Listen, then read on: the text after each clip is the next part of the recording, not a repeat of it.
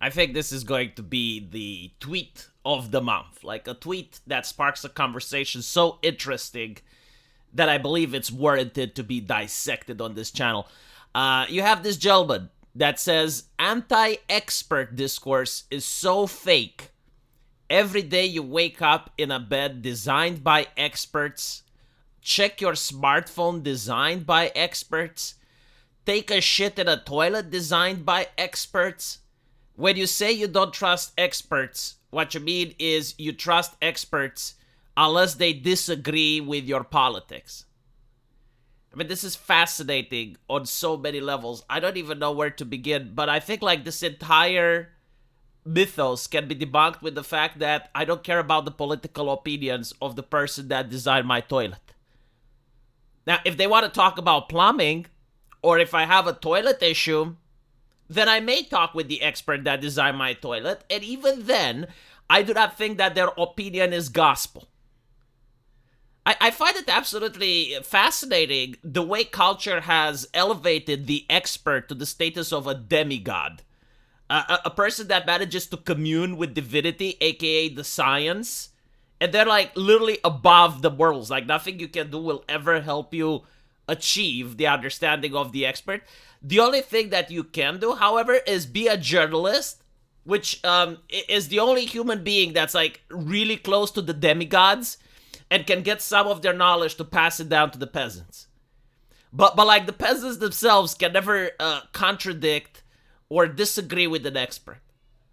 And the question is like, when did this start to happen? When did this disagreement take place? Well, I think it started to take place during the pandemic, where the alleged people that designed the toilet, the alleged experts, said don't go out unless it's for BLM. And then people went, hey, hold on a little bit. Like maybe these experts are human beings like us, and maybe they have political agendas and shit. Like the same way you can corrupt a politician, the same way you can have a corrupt police officer, maybe, just maybe, you can have a corrupt expert.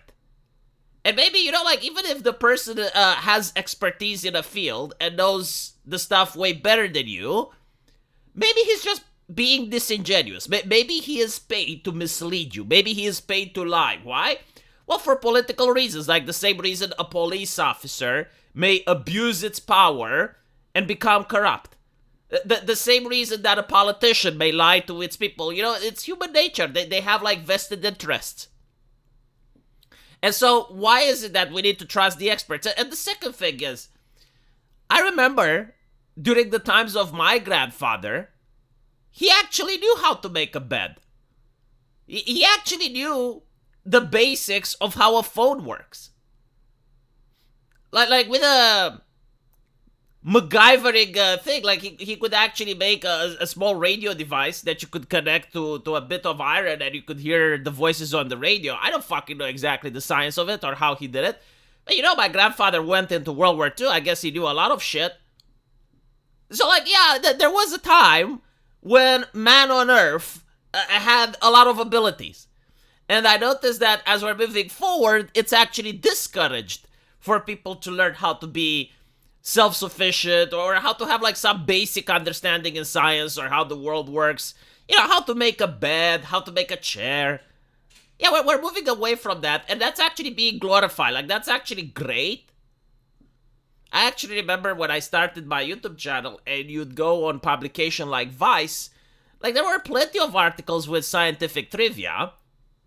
Like a fascinating article in 2016 was asking people which is going to fall on the ground faster, the bowling ball or the feather.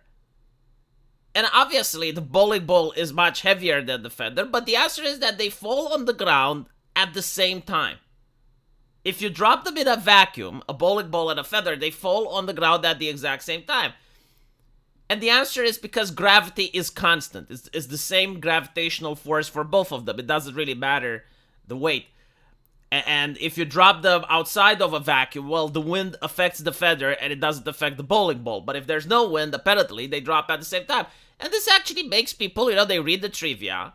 They go, well, like, you know, that's fascinating. That's interesting. Like physics is kind of cool. And then they might start actually looking into some real physics. They may start actually going through physics papers and trying to learn a little bit more, and they get interested, and that's how you get physicians. Notice how we don't get that anymore. Notice how, like, almost on purpose, they avoid scientific trivia, or when they're making a video game, they avoid historical accuracy like the plague. Like, they don't want to spark the curiosity or the interest of the common man. And that's pretty sad, isn't it?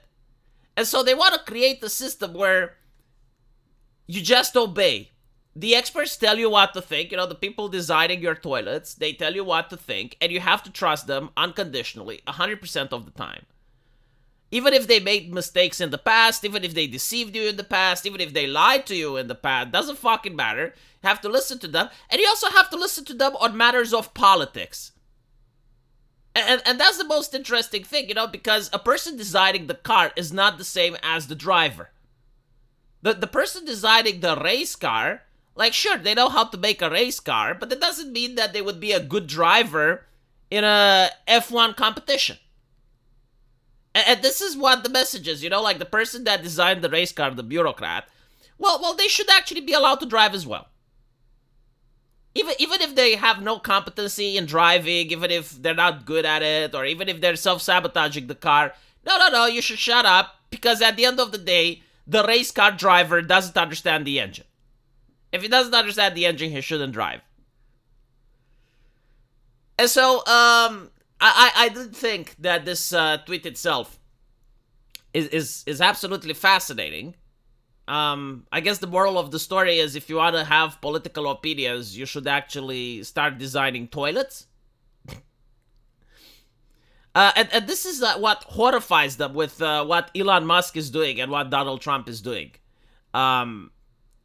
Before Donald Trump took over Twitter, you actually did have, like, the expert consensus. Like, there were a lot of NGOs that were manufacturing consensus, and they were saying, well, experts say...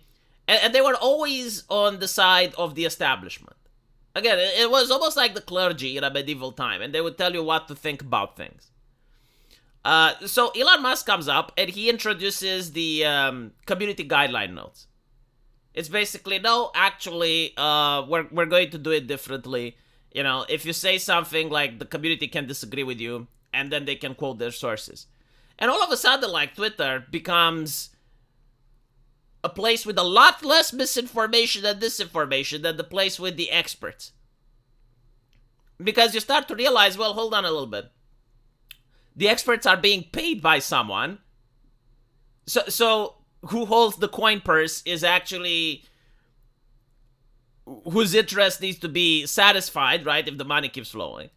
Meanwhile, the community guideline notes, well, that's not paid by anyone, right? Like, anyone can contribute. And so you start to realize, oh, well, it's not really about the expertise of the person. It's about financial incentive. Where is the money coming from? And so the current system is why they're absolutely livid, because all these experts are losing their grasp on power. And they're losing their grasp on power because people are holding them accountable. It's like, we believed what you said previously, but it says that you were wrong. And so your way is bad. Anyway, right, I thought the tweet is very interesting. Let me know what you guys think. And as usual, I will see you in the comment section. Take care.